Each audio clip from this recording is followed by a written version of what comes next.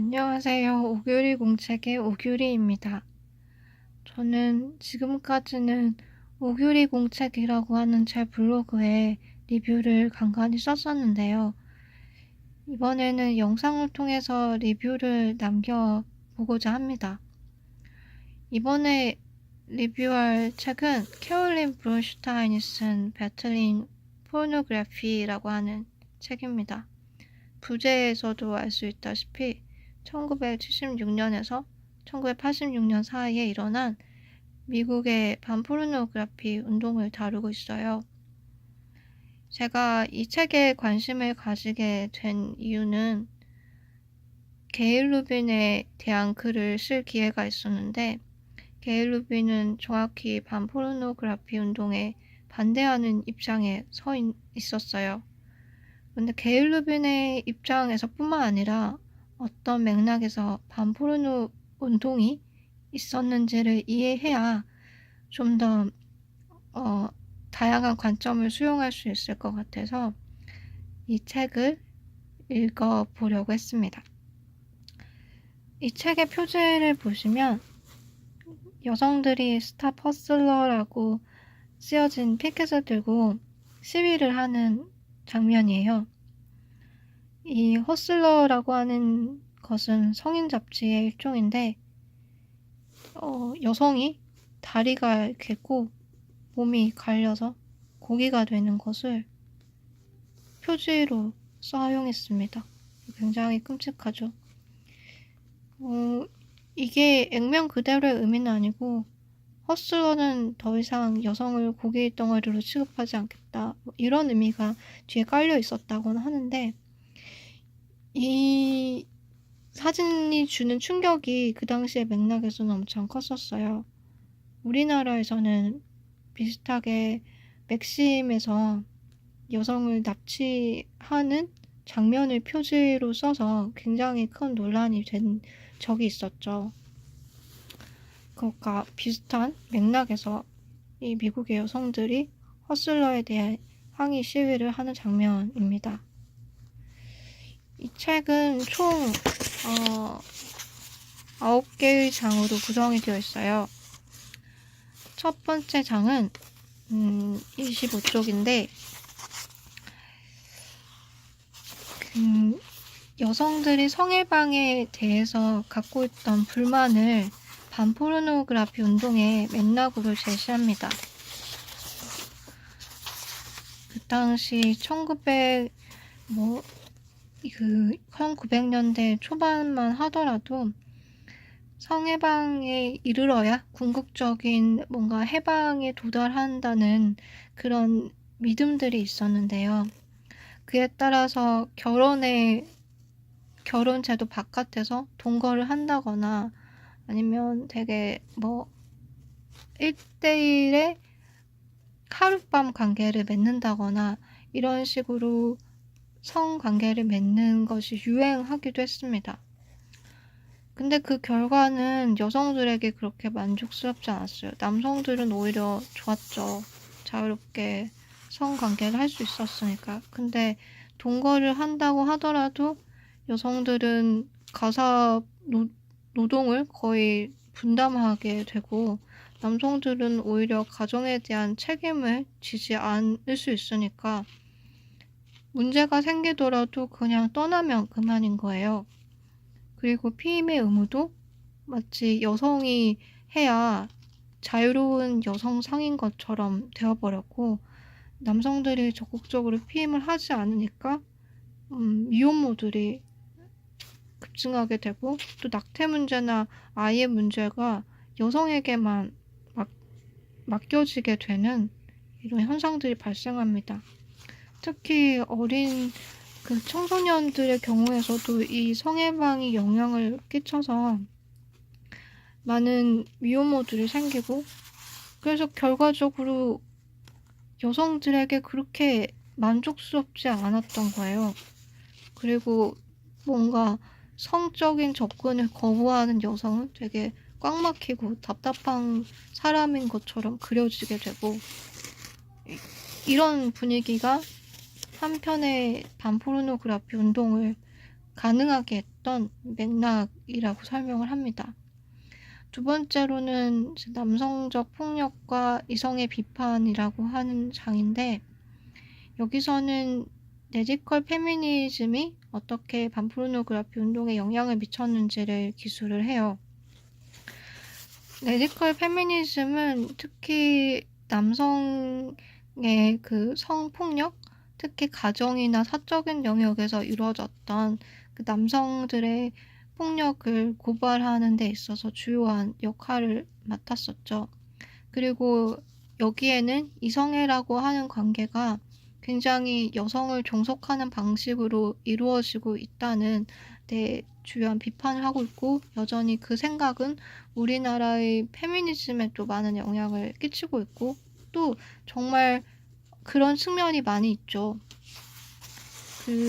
뭐 가정폭력이라든지 또 근친상간이라든지 이런 문제들, 또 성희롱 이런 문제들을 다루면서 이성애 제도에 대한 비판을 많이 제기했는데, 이것이 나중에 반포르노 운동을 했을 때 이성애적인 그 성관계를 묘사하는 어떤 측면이 여성에게 억압적일 수 있다라고 하는 생각으로 이어집니다.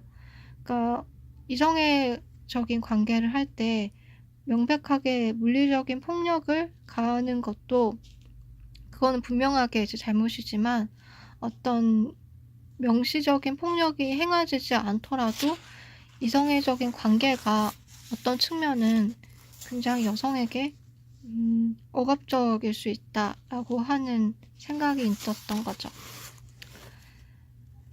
세 번째 장은 너 아직 딥스롯 안 봤니? 이런 제목인데, 이 당시 성인 영화 산업이 발전하기 시작을 했어요. 특히 딥스롯이라고 하는 영화는 우리나라에서는 잘 알려지지 않았는데, 미국에서는 굉장히 그 센세이션을 불러일으켰던 것 같아요. 제가 그래서 이 책을 보다가 궁금해서 한번 찾아봤는데, 굉장히 성기가 다 노출이 되고 지금 봐도 좀 충격적인 영화였어요. 내용은 대강 이런 거예요. 그러니까 오르가즘을 느끼지 못하는 여성이 있는데, 그 여성이 의사를 찾아가니까 클리토리스가 질 근처에, 그러니까 음부 근처에 있는 게 아니라 목구멍 안에 있다. 그래서 그 목구멍을 자극해야만 너는 오르가즘에 도달할 수 있다. 이렇게 의사가 진단을 해요. 그래서 이 진단을 듣고 여자 주인공은 남성들을 만나면 펠라치오를 해서 오르가즘에 도달한다는 그런 내용인데요. 이게 문제가 뭐냐면, 여성들은 언제나 뭔가 성적인 것을 사실은 욕구하고 있다. 그래서 그런 과도한 이미지를 제시함으로써 남성들에게 성폭력을 유도한다는 것입니다. 그래서 이 딥스롯이라고 하는 영화가 초기에 반포르노그라피 운동을 결성하게 했던 그런 초기 모임을 만드는데 좀 기여를 했다라고 이 장에서 설명을 해요. 이쪽 되게. 그리고 특히 여기 주인공이었던 린다 러브레이스는 나중에 이 딥스롯이라고 했던 영화가 폭력적인 상황에서 이루어졌다라고 하는 고백을 하는 그런 책을 냈어요. 그래서 반포르노 운동을 하는 여성들과 기자회견을 하는데, 이것이 또 굉장히 미국 사회에 큰 충격을 가져다 줍니다. 영화에서는 섹스화란 거를 즐기는 것처럼 보였던 여성이 실제로는 되게 억압적인 상황에서 그걸 찍었다라고 이게 드러났으니까 반포르노 운동을 하는데 굉장히 강력한 증거를 제시한 셈이 되었던 거죠. 네 번째 장은 롤링스톤즈의 광고에 관한 것이에요. 롤링스톤즈가 어떤 광고를 했냐면, 롤링스톤즈의 광고가 이 광고예요. 그러니까 여성이 맞은 흔적들이 있고 이제 묶여 있죠. 여기 롤링스톤즈의 뭔가 사진이 있고, 그러니까 이 블랙 앤 블루가 뭘 의미하는 건지 생각해 보니까 약간 멍자국? 그래서 그런 피멍이 들었던 그 색깔을 블랙 앤 블루라고 한 게 아닐까. 그래서 롤링스톤즈로부터 이제 그런 멍이 블랙 앤 블루 같은 거, 그런 색깔의 멍을 이렇게 받았는데 나는 그게 좋아 라고 하는 광고입니다. 그래서 이게 여성은 사실 맞는 걸 좋아한다, 때리는 폭력을 좋아한다, 이런 메시지가 깔려 있는 거잖아요. 사실 아니죠. 누가 폭력을 좋아합니까? 그런데 이런 걸 버젓이 이렇게 크게 광고를 해요. 그래서 이걸 반대하기 위해서 초기의 여성 모임, 그러니까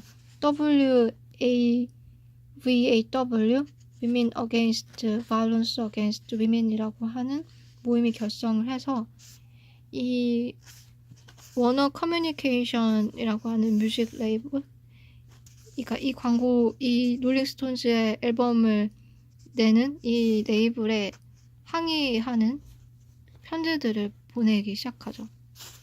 그러면서 얼마나 많은 그 광고나 음반 시장에 이런 폭력적인 이미지, 폭력과 섹슈얼리티를 연결시키는 이미지를 사용하는지, 그리고 그것을 얼마나 여성을 이렇게 가학적인지를 비판하는 시위를 하는 모임들이 결성됩니다. 이거는 결국에 성공을 거둬요. 한 2, 3년 걸려서 성공을 이뤄냅니다. 그 다음은 쑥쑥 넘어가서 이게 리뷰를 잘하고 있는 건지를 모르겠네요. 여기 이제 또 불을 지핀 게 허슬러죠. 여기 사진이 표지보다 더 잘 볼 수가 있어요. 이렇게 여성의 다리와 있고 몸이 갈려서 고기가 되는 이 허슬러라고 하는 성인 잡지가 굉장히 또 문제가 됐었죠. 이때 이런 식으로 폭력적인 이미지가 많이 사용이 돼요. 그래서 WAVPM, 이거는 Women Against Violence in Pornography and Media 라고 하는 이제 모임이 결성이 돼서 보다 포르노그래피에서 사용되는 여성에 대한 폭력 이미지에 대해서 반대하는 이런 모임이 결성이 됩니다. 그래서 이런 잡지를 파는 곳 앞에서 이렇게 시위를 해요. 이런 이미지들에 반대하기 시작하면서 미국의 반포르노 운동들이 발전하기 시작했고, 이 저자가 특히 강조하는 거는 이때 운동 방식은 되게 뿔뿔이적인 형태로 편지를 보내고 또 슬라이드 쇼라고 해서, 지금은 슬라이드 쇼를 보여주는 게 굉장히 보편적이 되었잖아요. 이 당시에는 어떤 이미지들을 슬라이드 쇼로 만들어서 그것을 설명하는 강연을 하는 것이 나름 제 새로운 시도였고, 이 반포르노그래피 운동을 하는 여성들이, 그러니까 여기서는 포르노그래피에 집중되진 않았죠. 그러니까 미디어에서의 여성 폭력에 반대하는 여성들이 그런 이미지들을 보여주면서 이렇게 만연해 있다, 이렇게 여성 폭력에 대한 묘사가 만연해 있다는 거를 보여주고, 그거를 통해서 사람들의 의식을 고양시키고, 그리고 그 사람들이 해당하는 업체, 회사에 편지를 보내고 보이콧을 선언하는 식으로 운동이 많이 진행이 되었다고 합니다. 그 다음에는 Growing Pains라고 해서 이 운동 내부에서 일어나기 시작했던 어떤 분열들의 조짐, 그리고 리더십의 문제들에 대해서 얘기를 해요. 이 부분은 뭐랄까, 운동에 있어서의 어떤 변화라고 하나? 전략의 변화가 일어나요. 그러니까 아까 말했다시피 처음에는 풀뿌리적인 형태로 그 음반사나 해당하는 회사에 보이콧을 하거나 또 캠페인을 하는 형식으로 주로 전략의 형태가 취해졌다면, 이후 그 WAVPM에서 수잔 브라운 밀러는 법적인 규제가 필요하다라고 하는 주장을 합니다. 그리고 거기에 이제 지지 기반이 생기죠. 그 근거는 너무 오래 걸린다는 거예요. 그러니까 아까 그 음반사에서 롤링스톤즈의 그 광고 이미지를 회수하게 하는데, 그리고 사과를 받아내고 궁극적으로 그 정책을 만들어내는데 거의 2~3년이 걸리는데, 이런 이미지가 난립하고 있는 시대에 언제 이렇게 해서 운동의 성과가 일어나겠느냐 하는 그 목소리들이 커지게 된 거죠. 그래서 수잔 브라운 밀러는 WAP, 그러니까 본격적으로 포르노그래피에만 집중해서 반대 운동을 하는 단체를 만들어요. 그래서 이게 이제 본격적인 반포르노그래피 운동의 시작이라고 할 수가 있겠죠. 포르노그래피에 반대하는 이 운동은 포른초스가 어디냐면 그 뉴욕 안에 그런 성산업이 발달된 곳 안에 WAP의 그 본부가 들어서요. 그래서 그 당시에 이 성산업이 발달된 곳을 좀 깨끗하게 만들어서 뭔가 수익이 되는 곳으로 이 지역을 만들고 싶어 했던 시장이 무료로 이 건물을 빌려줍니다. 그리고 또 하나 한 일이, 거기에 막 성인 영화관이라고 한다든지 또 뭐 성인 관련 서적? 그런 데를 파는 곳을 순회를 해요. WAP 멤버들과 또 그거에 대해서 교육받고 싶어하는 사람들을 데리고 한 바퀴를 돕니다. 그러면서 쯧쯧 저런 걸 하고 있는 걸 봐 라고 하면서 그 성산업을 하고 있는 사람들을 무안하게 하고 또 거기에 들어가는 남자들을 창피스럽게 하는 그런 투어를 해요. 이게 굉장히 인기가 많았다고 합니다. 왜냐하면 그 당시는 성인물을 접하려면 어떤 장소에 갔어야 됐었어요.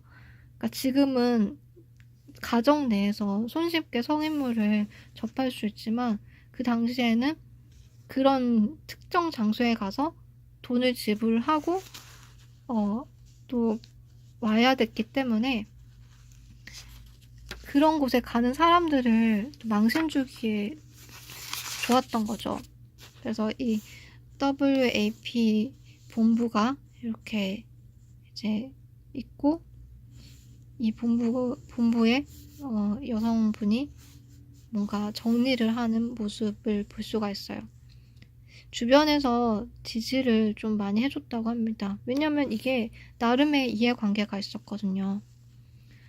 그 지역을 이제 보다 약간 정돈된 곳으로 만들면 그 지역 사회에서도 그 이득이 되잖아요.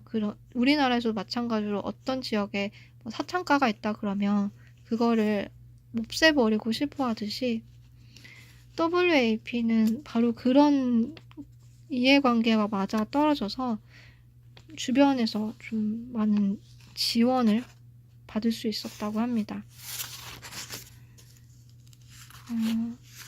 하지만 그 WAP의 방식이 아까 말했듯이 이제 포르노를 법적으로 규제해야 된다고 하는 입장으로 가게 돼서 표현의 자유를 옹호했던 그 리버럴리스트 리버럴 페미니스트로부터 비판을 많이 받아요.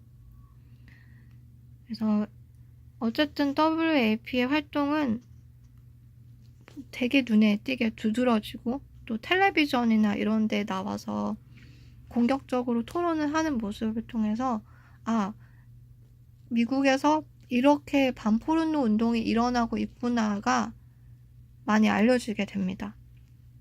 그러면서 이 WAVAW와 WAVPM으로부터 그 주도권이 WAP로 넘어가게 되는 거죠. 네. 그래서 이렇게 시위하는 사진들. 포르노는 그 성적인 것을 성적인 폭력을 묘사하는 것뿐만 아니라 그 자체로 여성에게 폭력이다. 그리고 맞서 싸우자. 이런 식의 시위를 하기도 합니다. 그리고 딥스롯이라고 하는 영화가 상영되는 곳에서 이렇게 시위를 하죠. 이때 아까 말했다시피 린다 러브레이스가 사실은 폭력적인 상황에서 이 영화가 촬영되었다라는 것을 폭로하는 자전적인 글을 쓰게 되면서 이 영화가 그 당시에도 반복해서 상영이 되고 있었거든요. 그러니까 옛날에 우리나라에서도 동시상영이라고 해서 성인 영화가 여러 개를 같이 보게 했던 그런 게 옛날에 어렸을 때 있었던 것 같거든요. 잘은 모르지만 그런 것처럼 재탕 삼탕에서 워낙 유명한 영화니까 그런 것을 딥스롯을 상영하는 데를 찾아가서 그게 얼마나 폭력적인 상황에서 일어났는데 이걸 버젓하게 상영할 수 있느냐 하면서 그걸 보이콧하는 운동들이 일어나게 됩니다. 여기 이 사진에 보면은 이 사람이 린다 러브레이스예요. 그리고 이분이 되게 유명한 안드레아 드워킨, 그리고 캐서린 맥키넌. 이 두 사람이 나중에는 거의 반포르노 운동의 주요 리더가 되죠. 이 드워킨과 맥키넌의 이름은 유명해서 포르노그래피 운동뿐만 아니라 여성주의 관련된 공부를 하시는 분이라면 한 번쯤은 들어봤었을 이름이에요. 그래서 이런 갈등들이 있다는 것. 그 다음에 제가 이 책을 보게 된 동기, 게일 루빈에 대한 언급이 거의 마지막 부분에 나옵니다. 그러니까 이 반포르노그래피 운동의 주요 문제점은 규제적인 관점도 있지만 성이라고 하는 것을 여성에게 무조건 억압적이고 여성은 그런 성적인 폭력으로부터 보호받아야 된다라고 하는 관점이 팽배했기 때문에 자유롭게 어떤 성적인 탐험을 즐기려고 했던 그 페미니스트들에게는 문제적으로 보였던 거예요. 특히 그 레즈비언 중에서도 SM을 하는 레즈비언들이 있었는데 게일 루빈도 여기에 해당해요. 게일 루빈이랑 특히 팻 캘리피아 같은 경우에는 그 남성 게이들의 SM 문화를 또 레즈비언 식으로 수용을 해서 그걸 즐기는 문화를 형성을 했는데 이 반포르노 운동하는 페미니스트들이 SM을 다 싸잡아서 그거는 폭력을 마치 섹슈얼한 것으로 오도하는 행위를 하고 있고 거기에서 쾌락을 느끼는 건 허위의식, 그러니까 잘못된 세계관으로 세상을 보고 폭력을 내면화한 것이다 라고 비판을 합니다. 그래서 그게 그 페미니스트 내부에서도 커다란 갈등을 촉발시켜요. 그게 극단적으로 드러난 게 버나드 컨퍼런스인데 이 부분은 게일 루빈도 자기의 일탈이라고 하는 글에서 자세하게 묘사하고 있는 갈등이에요. 버나드 컨퍼런스에서 그 컨퍼런스가 이제 기존의 포르노그라피에 대해서 주도적으로 여성주의 입장이라고 설명되었던 바포르노 운동이 아니라 다른 관점, 다른 페미니스트 관점에서 포르노그래피를 보자, 섹슈얼리티를 보자 라고 하는 차원에서 이 버나드 컨퍼런스를 개최했는데, 그러면서 그 반포르노 운동하는 여성주의자들을 의도적으로 배제해요. 그 근거는 이미 그들의 입장은 너무 많이 대의가 되었다, 너무 많이 목소리를 갖고 있다라고 생각을 했기 때문입니다.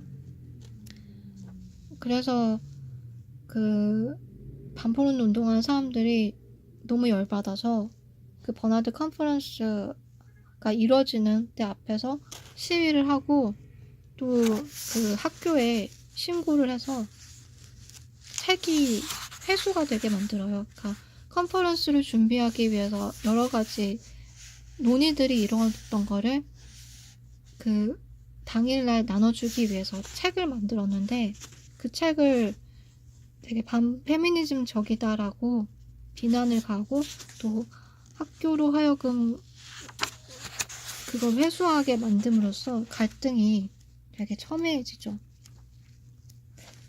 이렇게. 그래서 결국에는 반포르노그래피 운동은 페미니즘 내부에서도 많은 비판을 받았어요. 여기 버나드 컨퍼런스. 그래서 이제 페미니스트 사이에서 갈등을 더 확산시키고, 마찰을 더 확산시키고, 이거는 오랫동안 좀 지속이 되었죠. 그리고 이처럼 성노동자들이 섹스포라고 하는 데에서 자신의 어떤 성적인 권리를 얘기하는데, 이제는 반포르노그래피 운동뿐만 아니라 어떤 성적인 것을 억압으로만 보지 않는 관점들도 목소리를 내기 시작한 것을 알 수가 있어요. 결국에는 반포르노그래피 운동은 여러 난관에 부딪혀요. 우선은 그 홈비디오 시장이 확산되면서 이제는 영화관뿐만 아니라 가정에서 비디오를 통해서 포르노물을 볼 수 있게 되고, 또 그 전화를 통해서, 예전에 그런 700 서비스 그런 게 있었던 것 같은데, 우리나라에서도 미국에서도 어떤 지역에 어떤 번호로 전화를 걸면은 그 여성이 그 음란 대화를 할 수 있게 녹음된 여성의 목소리가 나오는 그 서비스가 엄청 유행을 하게 됩니다. 그래서 단지 이제 영화관 차원에서 뿐만 아니라 너무 포르노그래피가 너무 만연하게 된 거예요. 그래서 반포르노 운동이 감당할 수준을 넘어섰고, 그러다 보니까 점점 더 규제적인 접근을 하려고 하는데, 그게 여기 라이트윙 멤버십 그것도 for WAP에서도 알 수 있듯이, 이 제목에서도 알 수 있듯이 우익 운동에서 이 반포르노 운동을 되게 지지합니다. 왜냐하면 이 사람들은 어떤 가족적인 성, 그리고 어린이 성에 대한 규제, 이런 것을 가치 있게 보기 때문에, 또 기독교적인 삶의 방식을 다시 복구해야 된다라고 생각하는 관점이 있었기 때문에 성에 대한 규제주의적인 관점을 찬성했어요. 그리고 그를 지지하기 위해서 반포르노그래피의 그 페미니즘적인 그러니까 여성을 비하한다, 여성에게 모멸감을 느끼게 한다, 이것은 여성에게 폭력적이고 따라서 국가는 여성을 보호해야 된다라고 하는 이 수사를 우리 집단도 받아들이고 같이 손을 잡고 그런 포르노그래피를 규제하자, 이렇게 나아가게 된 거예요.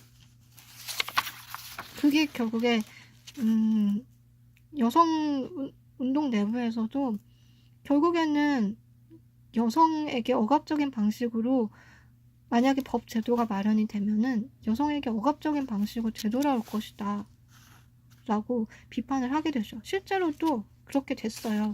캐나다에서는 결과적으로 캐서린과 맥키넌의 그 주장이 받아들여져서 그런 포르노를 규제하는 법안이 마련이 됐는데, 그로 인해서 여성주의적 서적들, 또 게이, 레즈비언 특히 그들의 관한 책들, 그리고 피임과 관련된 얘기들, 이런 것들이 막 회수가 되었고, 심지어 캐서린 맥키넌의 책도 몰수가 되었다고 해요. 그 캐서린 맥키넌이 그 지지한 법에 의해서 캐서린 맥키넌의 책이 몰수가 되었다는 것 자체가 굉장한 아이러니죠. 그래서 이 저자가 너무 길게 했네요. 저자가 말하려고 하는 거는 이제 반포르노 운동은 굉장히 오명을 쓰고 있어요. 그러니까 마치 여성에게 굉장히 성억압적인 관점으로, 잘못된 관점으로 운동을 했다, 이런 식으로 평가를 받고 있고, 그런데 그 캐롤린 브론슈타인이 말하고 싶은 거는 단지 그게 반포르노그라피 운동의 전부가 아니라는 거예요. 앞서 얘기했다시피 WAVW, WAVPM과 같이 명백하게 그 폭력적인 상황에 반대하려고 했던 그 초기 운동들이 있었고, 그때는 규제적인 관점이 아니라 풀뿌리 운동을 통해서 그 캠페인을 확산시켜 나갔거든요. 그래서 그런 측면들을 간과하면 여성주의에 대한 이해가 되게 협소해진다라고 하는 거였고, 또 이제는 그 맥심, 우리나라에서는 맥심과 같은 논란에서도 알 수 있듯이 사람들이 이게 폭력적이라고 받아들이는데 시간이 많이 필요하지 않아요. 예전에는 그 롤링스톤즈 광고 같은 경우에는 오래 싸워야 됐거든요. 오래 인식 개선했어야 되는데 이제는 즉각적으로 이게 문제다, 그러니까 여기에 대한 조치가 들어가야 된다라고 하는 게 사람들이 받아들일 수 있게 되었잖아요. 그것이 이 운동이 가져온 하나의 효과라고 평가를 합니다. 제가 이게 막 횡설수설하면서 떠오르는 대로 얘기를 했는데, 원고를 쓰고 이야기를 하면은 결국에는 글을 쓰는 것과 마찬가지여서 이 영상 리뷰를 하려고 했던 본래의 의도와 좀 맞지 않는 것 같아서 그냥 생각나는 대로 얘기했거든요. 근데 이게 성공적인지는 모르겠네요. 하여간 이거는 저 개인적으로도 이렇게 한번 정리해보는 게, 말로써 정리해보는 게 또 이 책을 다시 소화하는데 도움이 되는 것 같습니다. 하다 보면은 늘겠죠. 오늘의 리뷰는 이렇게 마치도록 할게요. 그럼 다음에 또 다른 리뷰로 찾아뵙도록 하겠습니다.